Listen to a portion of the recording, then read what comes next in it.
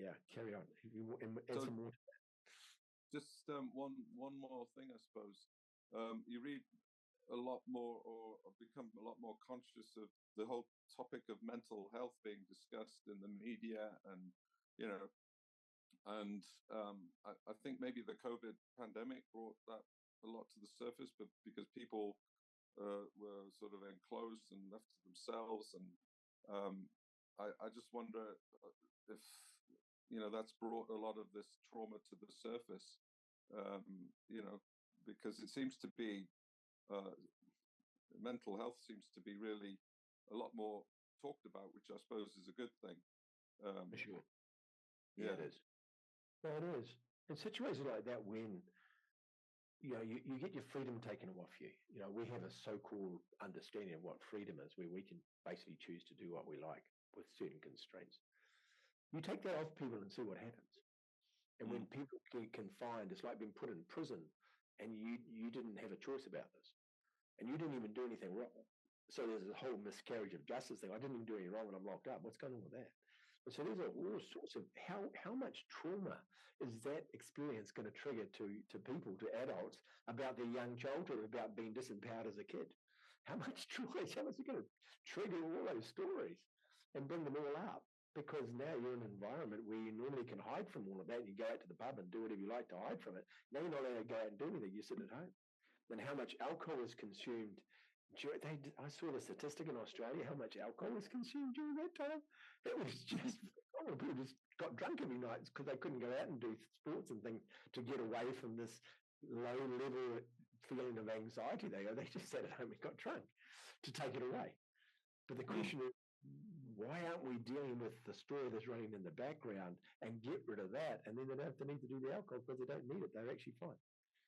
But unless we go back to that and talk about the mental health and talk about the stories that are running, that are creating all the dysfunction and all this need to do all this interventions to try and make yourself feel better, if you don't go back and deal with these things, then you're always going to be putting bandages over the top of it. And you're always going to be running away from it and not want to talk about it. And you get really close to it, you just want to run away because that feeling it's palpable. Back to the feeling of this terror of being alone and you're the only one in the world. And I've been in this place. I just cried and cried and asking, where are you? Where is everybody? How come I'm by myself? I don't want to be here by myself. I'm lonely. And this feeling of that despair and so alone, it's an incredible experience, incredible feeling inside your body, especially if you think it's wrong. If you think it's the wrong thing to feel, then boy, you're not going to want to feel it. But when you realize it's not a wrong thing, it's just the fact that you right now you are alone, but you're not really, because you're there. Your consciousness is there. And if you believe there's a higher spiritual self as such, you know that there's something else looking after you, the nature, God, whatever you like to call it. You realize it's not by yourself. But the illusion was that I'm by myself, got nothing. Completely empty by myself. If that was anywhere near the truth, but it's not even close to the truth. And so part of that's just breaking that illusionary stories. And as I say, I'm not saying that trauma didn't happen. I'm just saying how we see the trauma and what really happened could be different than what we thought it was. We don't understand. We don't understand the whole picture. And if you don't investigate and go into the place where the pain is, you're never going to find out what it is either, because you just keep avoiding it. And the problem is it keeps coming at you all your whole life. You'll have a partner, they'll bring it up, you'll get rid of that partner, get another partner, and they'll bring the same thing back to you again because you never dealt with it.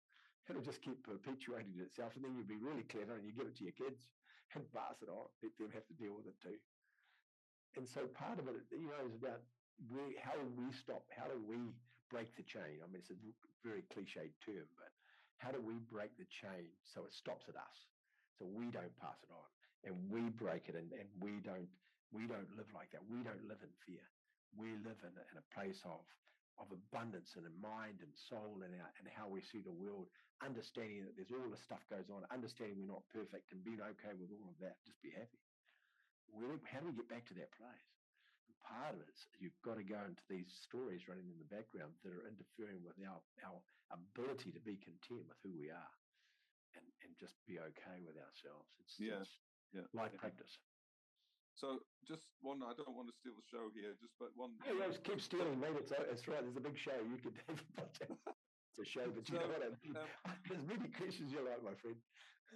To sort of bring this back to Qigong, right? Because a lot of the Qigong exercises can rebalance the energies or these feelings, right? And on an energetic level, but they obviously won't cure it unless you change the narrative associated with the feelings. You've got to do both, right?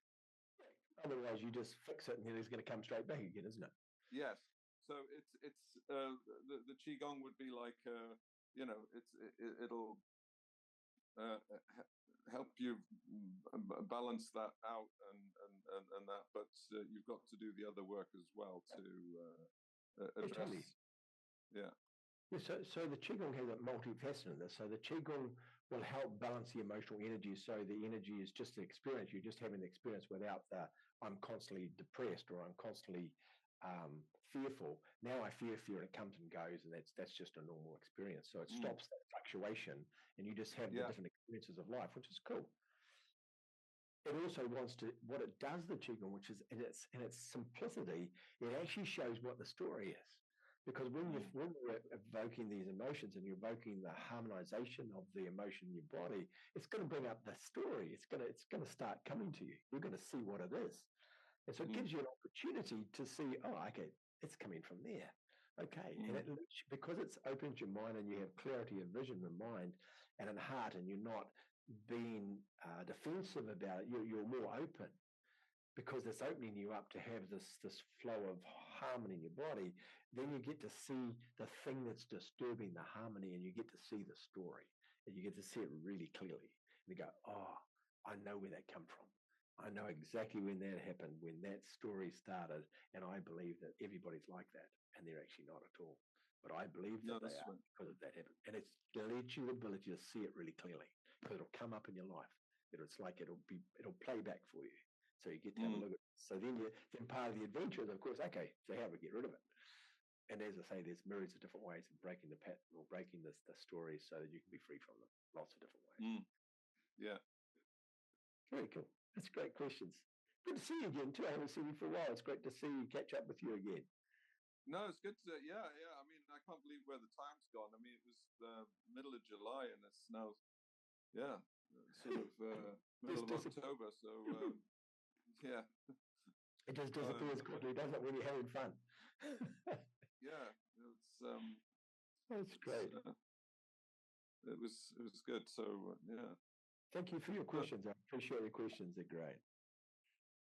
And great to catch up. That's good. And you know, fun. The other thing I never say, the last thing I'd say is not for you personally, but for anybody. You're never too old to break the story, the pattern of these stories. You've got to the day you die to get rid of it.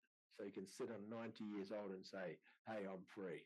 I die happy and content that I did what I did, made lots of mistakes, but I'm actually okay.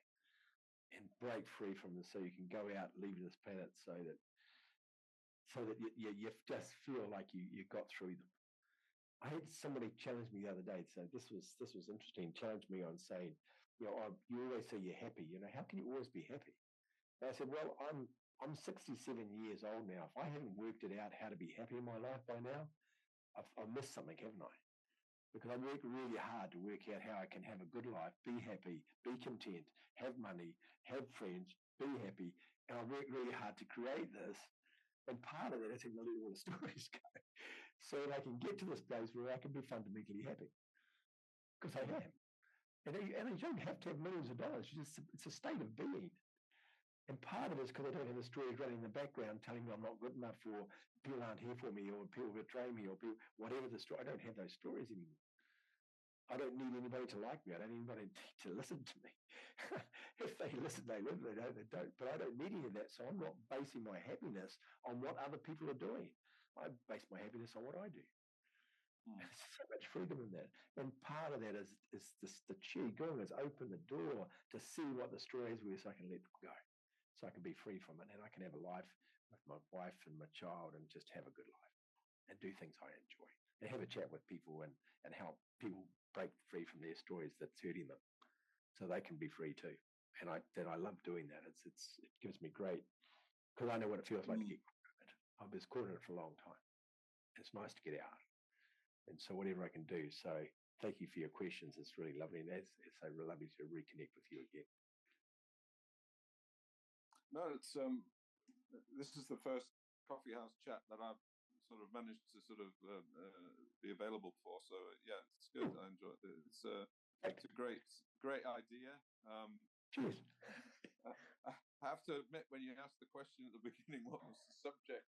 I had to rush back to the because I saw it. I saw the email. Oh, it's the 19th. Oh, it's today. It's So yeah, I'll know next time.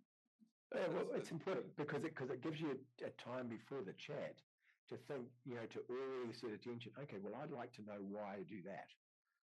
Hopefully, Pete can answer me, and I'm not saying I can answer every question, but I can certainly might point you in the right direction where you can learn. If I don't know, it's because I don't know everything, of course. So, but I have a wealth of information where you can possibly find answers to help you, because there's lots of ways of doing things. Yeah, I think one of the important things is to realize as we move on in life is that we're changing all the time. We're not the same person that we thought we were 20 years ago, right? That's often the thing, is that you're redefining every day, kind of. Absolutely. I'm not the same person it was that woke up this morning. Yeah. I've really changed. I had a really lovely conversation on that 200-hour online course we're running at the moment for the teachers training. A really great chat with Juliana, Mark, and Walter today, which was a beautiful conversation we had today. So it's changed me since then. It's just constantly changing, and listening to other people's views and their opinions, and throwing my ideas, and then I get to hear my ideas, and I get to see whether there's any valid points or whether I'm just making it up or not. And just hear that and just keep going for all like the constant information around, querying and questioning all of life and trying to make some sense out of all of it. I love that. I love that. I love that we don't know. Yes. But there's certain things we do know. We know that if you get caught up in the emotions and you get stuck in it, you can have a pretty miserable life. You can get pretty depressed if you don't break free from them. They will hurt you. Yes. I think there's someone else with a raised hand. So very cool. There you go. Hey, love, great chatting, eh? Great. Marina, hello. How are you? Hi, Peter. Nice to see you. Nice to see you too. And hello, everyone. I have two questions. The first question is about considering emotions. That already when I was pretty young, I had the experience to perceive things happening in other places to other person. Like, for instance, knowing that someone is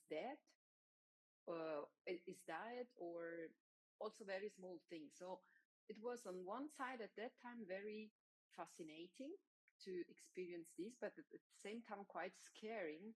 And there was a moment where I started to think, wow, that's going to be difficult because I don't know if what I'm feeling is right or it's just an emotion, a fear. And an example, I have a flight and I have the sensation I shouldn't take this flight.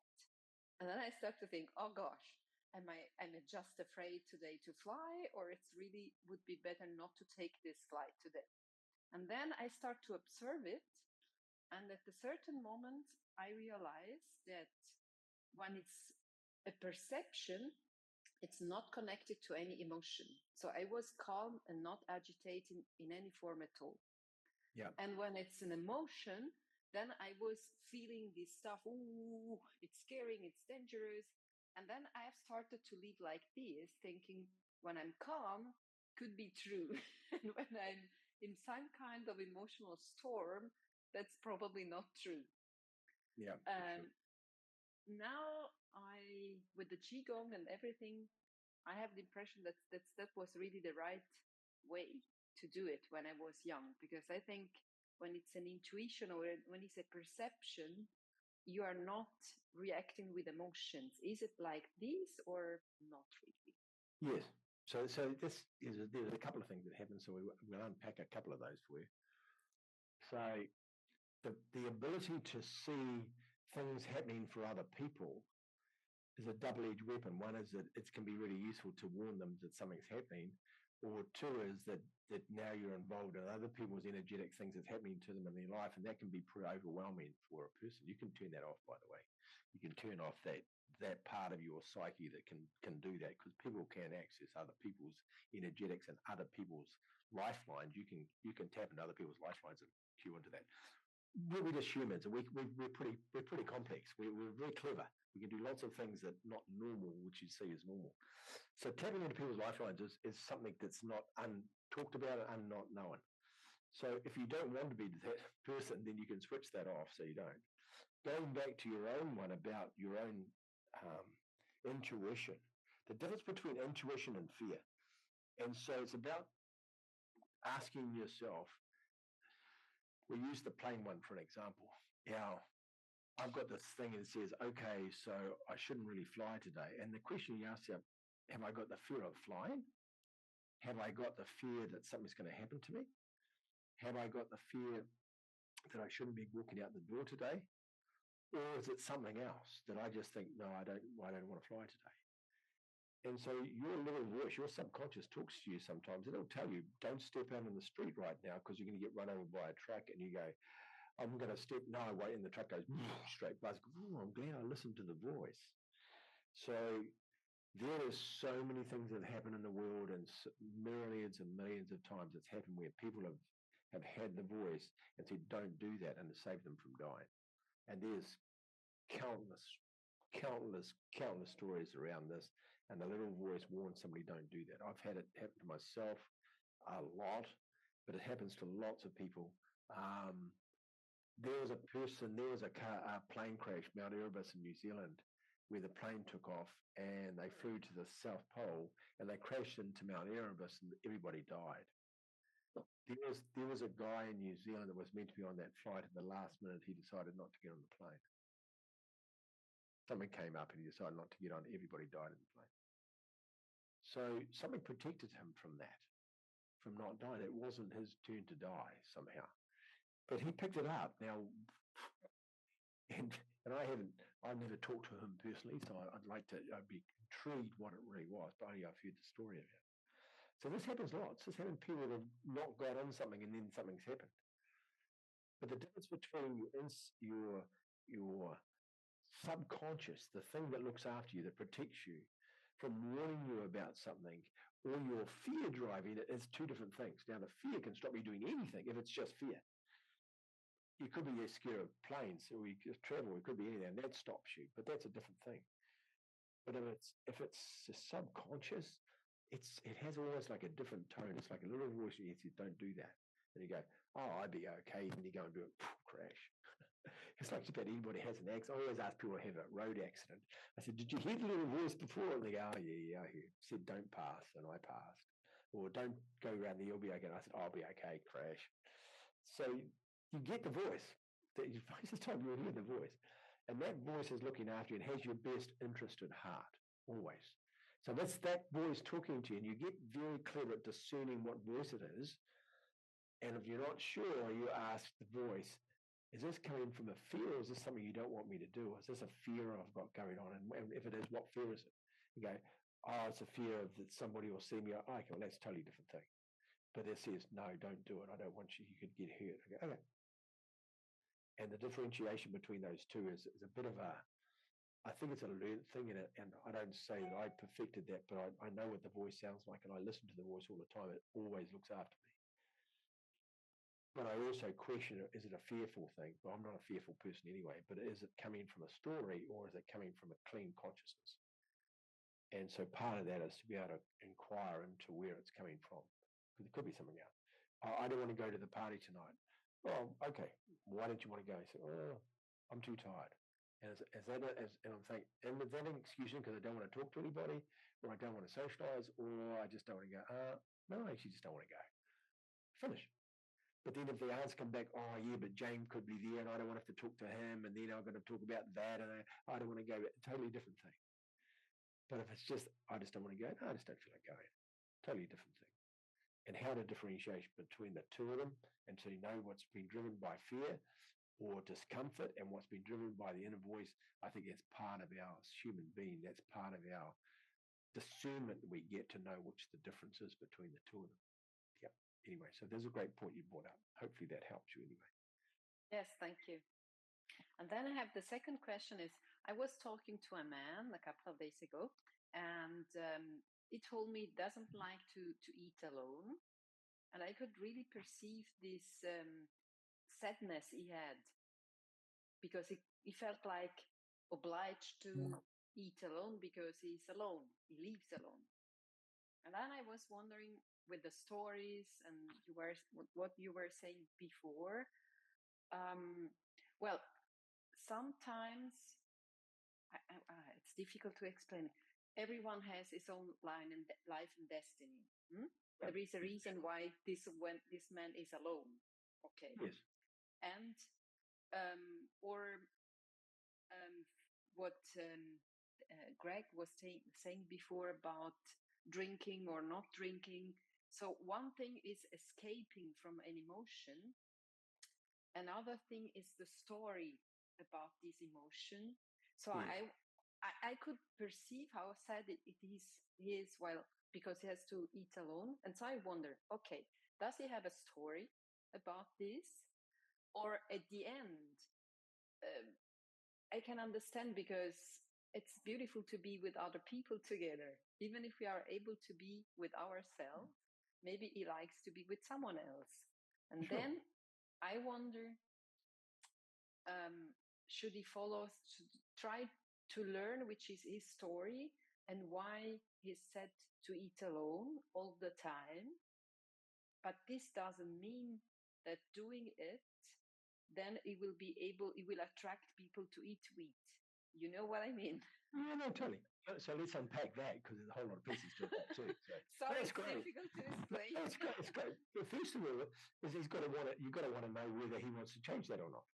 Because if he doesn't want to change it, no matter what you say to him, he's just going to keep doing it anyway.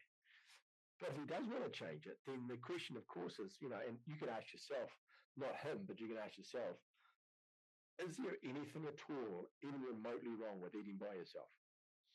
And the answer is no. Of course, you can eat by yourself. You can eat with people, you can eat by yourself, you can do whatever you like.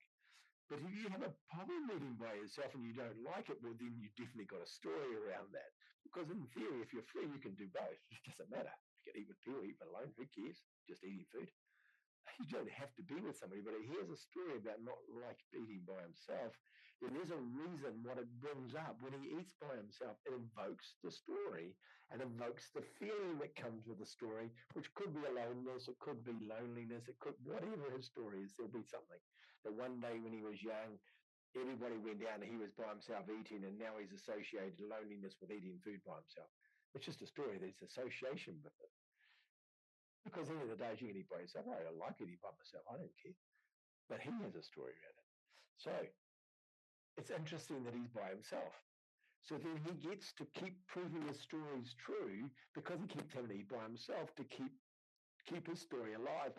And every time he eats by himself, he can tell himself, I hate eating by myself and I'm eating by myself. So it's like he's created this to happen to keep his story alive.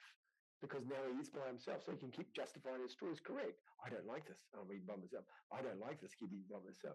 When he gets to say, I don't care whether I eat by myself or not, then all of a sudden won't have any effect on him at all. And then it's not as though people can't come and eat with him. He just won't need to. It won't have any effect. He'll eat by himself, eat by people. He won't care. But why he's got a story that there's something wrong with eating alone, well, then he's created his own demise. He's created his own the thing he fears the most, he's created to happen to him every day. It's trying to beat him up with his own story, to let the story go. I'm going to make you eat by yourself every day until you let the story go so you can be free. But why do you think there's something wrong with it? You're just going to eat by yourself until you let it go. And this is God being kind to him. God's trying to shake him, get rid of it. Let the story go. It's good. Well, if you think you're going to, I'm just going to keep you eating by yourself until you let it go, until you can be free. It's just crazy. It's just great. We're our own worst enemy. But all let's do is be okay and find out why he thinks eating by yourself is not okay. Why does he feel that it's not a good thing? That's what's driving it. the simple story of what he thinks it is that happens when you don't eat when you eat alone.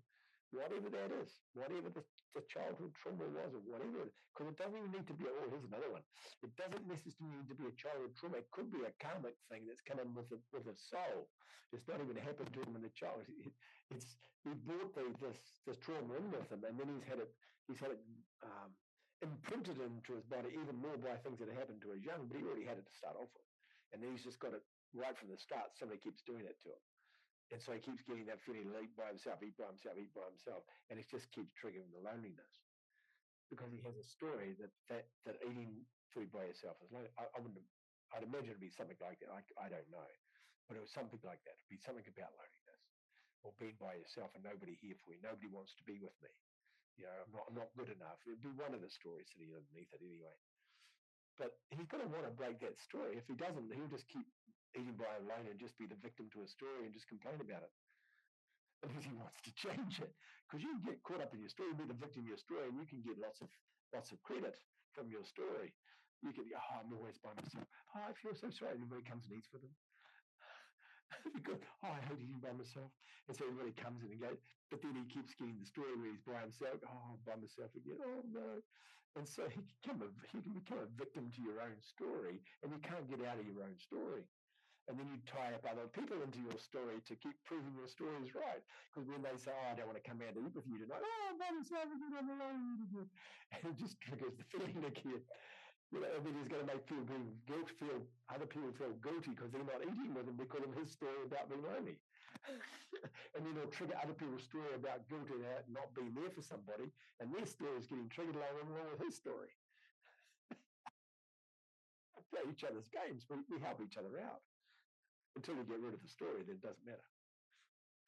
And I see, if I understand it right, sometimes it's very interesting that what you seem can be the cause of a story, in fact, is just another manifestation of the story itself.